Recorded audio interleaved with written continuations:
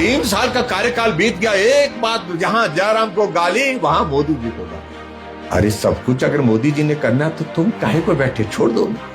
चलता भी नहीं, छोड़ना भी नहीं। हम आएंगे तो 53 साल की नौकरी, पेंशन वाली नौकरी, पक्की नौकरी। हम सोच रहे थे कि मुख्यमंत्री जी धन्यवाद करेंगे, प्रधानमंत्री जी 1500 करोड़ रुपए दे करके चले गए और बाहर पत्रकारों को बोलते हैं कि ये तो ऊंट के मुंह में जी रहा है। सरकार चलते चलते 3 साल का कार्यकाल पूरा कर लिया है।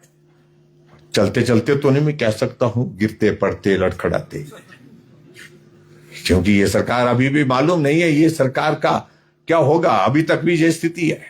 जिन बातों का जिक्र किया था यहां पर सुखराम चौधरी जी बोल रहे थे, गारंटियां 10 गारंटी दे कि हम सरकार में आएंगे, सत्ता बनेगी हमारी कैबिनेट की पहली बैठक में 1500 रुपए 18 से 60 साल की महिलाओं के खाते में आएंगे। कैबिनेट की पहली बैठक में फैसला लेंगे। महिलाओं से पूछ रहे थे कि आए तो नहीं, खाते चेक करके पता कर लो, बोलते नहीं आए। कैबिनेट की पहली बैठक में गारंटी दी थी कि 300 यूनिट बिजली फ्री देंगे, जो 125 यूनिट हम बिजली फ्री दे रहे थे वो भी बंद करने की दिशा में जा रही है। अब तो बिल आ रहे हैं, बिजली का बिल आ रहा है, पानी का बिल आ रहा है। और नौजवानों को कहा था कि हम सत्ता में आएंगे, पहली कैबिनेट की बैठक में 1 लाख नौकरियां निकालेंगे और 5 साल में 5 लाख नौकरियां देंगे। हिमाचल प्रदेश में 10,000 से ज्यादा आउटसोर्स में लगे हुए कर्मचारियों को घर का रास्ता बता दिया।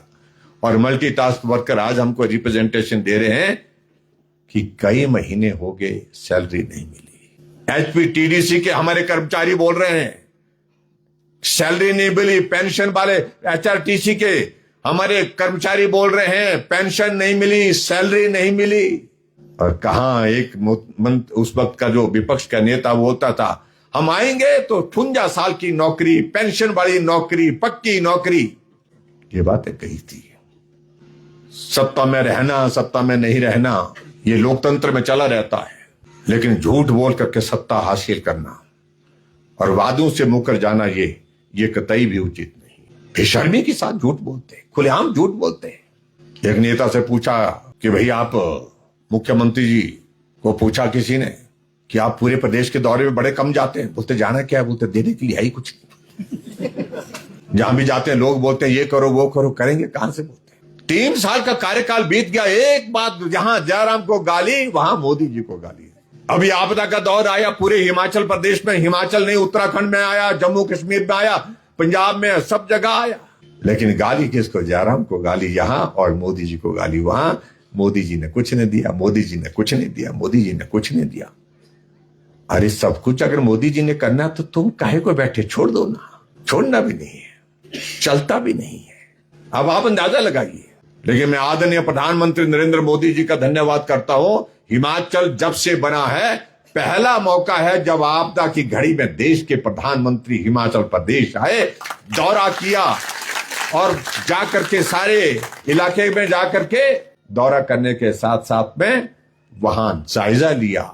जायजा लेने के बाद आपदा से प्रभावित परिवार के लोगों को कुछ को मिले, उनके साथ दुख साझा किया और उसके बाद बैठक की स्टेट गवर्नमेंट के साथ। मुख्यमंत्री भी वहां पर थे, हम लोग भी वहां पर थे।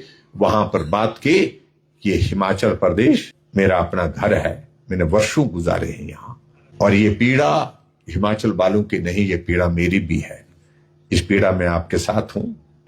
हम मिलकर के काम करेंगे, प्रदेश सरकार और केंद्र सरकार। और इसलिए मैं व्यक्तिगत रूप से दिल्ली से हिमाचल प्रदेश में आकर के ये कहने आया हूं, इस दुख की घड़ी में मैं आपके साथ हूं और मैं 1500 करोड़ रुपए देने की घोषणा करता हूं। हम सोच रहे थे कि मुख्यमंत्री जी धन्यवाद करेंगे, प्रधानमंत्री जी 1500 करोड़ रुपए दे करके चले गए और बाहर पत्रकारों को बोलते हैं कि ये तो ऊंट के मुंह में जी रहा है। इस तरह की बेशर्मी का मैं आपको बताऊं कि कोई अंत नहीं।